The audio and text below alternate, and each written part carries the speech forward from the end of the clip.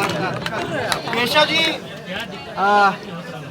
आपातकाल की बात सभी भाजपा के कार्यक्रमों में होती है। एक फिल्म भी रिलीज हुई है लेकिन वो सफल नहीं दिखाई पड़ रही है। आरोप ये लग रहे हैं कि इस तरह की तमाम फिल्में propaganda movie Bharatiya Janata party सरकार बना रही है।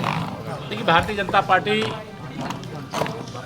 देश को सच से अवगत करा रही, सत्य का सामना करने का जो विरोध कर रहे हैं उनके पास साहस है।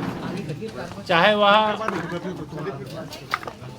कश्मीर फाइल्स का मामला हो, चाहे इमरजेंसी फिल्म का मामला हो, चाहे गोधरा से जुड़ी हुई गुजरात फाइल्स का मामला हो, ये जितनी भी फिल्में आ रही क्योंकि लोगों का आकर्षण कई बार फिल्मों से होता है, उसके माध्यम से बहुत प्रचार प्रसार होता है। लेकिन हम यह बात जो आज कह रहे हैं, जो फिल्मों के माध्यम से लोग देख रहे हैं, यह बात हम तब भी कहते थे जब हमारे संसद सदन में एक भी सदस्य नहीं थे, तब भी जब केवल 2 सदस्य थे, तब भी जब हमारी आज देश और प्रदेश में सरकार है, तब भी कांग्रेस बाबा साहब भीमराव अंबेडकर की दुश्मन पार्टी है। उनको चुनाव में हराने का एक बार नहीं अनेक बार पाप किया है। बाबा साहब भीमराव अंबेडकर जब चुनाव लड़ रहे थे, उनके खिलाफ प्रचार करने के लिए स्वयं पंडित जवाहरलाल नेहरू जी गए थे। वो संसद के अंदर ना पहुंच पाए, संविधान सभा तक में आने से उनको रोकने का अपराध किया गया था। वो तो पश्चिम बंगाल के कोटे से संविधान सभा में आए और अध्यक्ष बने और उन्होंने देश को ऐसा संविधान दिया जो दुनिया में एक उदाहरण है।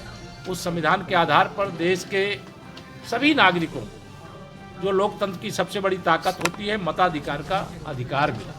तो भारतीय जनता पार्टी जो भी बता रही है, जो दिखा रही है, या जो कोई आप भी कुछ दिखाना चाहें अच्छी चीज़ तो आप भी दिखावें। हम अच्छी चीज़ दिखाने में लोकतंत्र का एक तरह से ये चौथे स्तंभ का ही हिस्सा में टैक्स फ्री करेंगे इमरजेंसी को, कंगना रनावत की जो टैक्स फ्री वगैरह तो ये एक अलग बातें हैं, लेकिन हम जो भी चीज़ें हैं तो सबके सामने। राहुल गांधी ने आज रायबरेली से व्हाइट टी शर्ट मूवमेंट शुरू किया है और बहुत घेरा है आप लोग। देखिए, श्री राहुल गांधी जी के कारनामों के बारे में भी और उनके पुरखों के कारनामों के बारे में भी मैंने बताया है।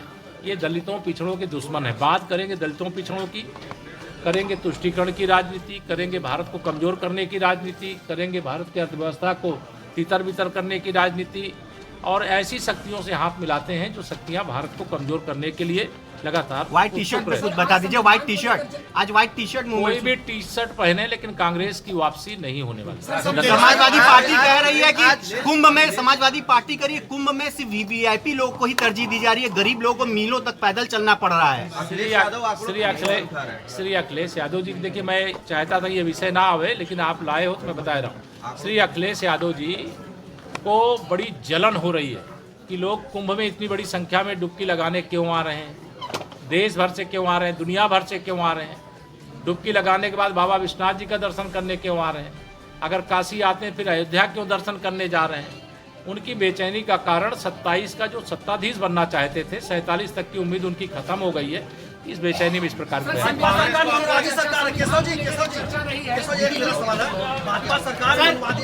सर, आज महाकुंभ में फिर से आज 22 तारीख को कैबिनेट की बैठक है प्रयागराज में। एक जने सवाल कर लो। 22 तारीख को कैबिनेट की बैठक है प्रयागराज में। कैबिनेट होगी तो आपको पता भी चलेगा और कैबिनेट में जो निर्णय होगा उसकी सूचना। आग लगी थी, उस पर साजिश कहा जा रहा है। जो कल आग लगी, साजिश करेगा वो पाताल के नीचे छुपा होगा तो भी निकाल लेंगे। अगर दुर्घटना है तो दुर्घटना तो करेंगे। राहुल गांधी और प्रियंका गांधी स्नान के लिए महाकुंभ जाने वाले हैं। वो आएंगे, जब से भाजपा सरकार में आई है तब से सब ये चुनावी हिंदू बनकर के बहुत सारे लोग। केजरीवाल को भी स्नान करना चाहिए। केजरीवाल जेसीबी की कल बैठक है लखनऊ में। होने दो, चिंता मत करो। कह रहे हैं कि जो 2023 में जनगणना हुई थी फर्जी थी, बिहार की हुई जनगणना फर्जी बता रहे राहुल गांधी 2023 की, जबकि वहाँ की सरकार में वो सत्ता वियोग में बेचैन लोग तमाम उलूल जुलूल बात कर रहे हैं। भगवान उनको सद्बुद्धि दें, गंगा मैया उनको शुद्धि दें।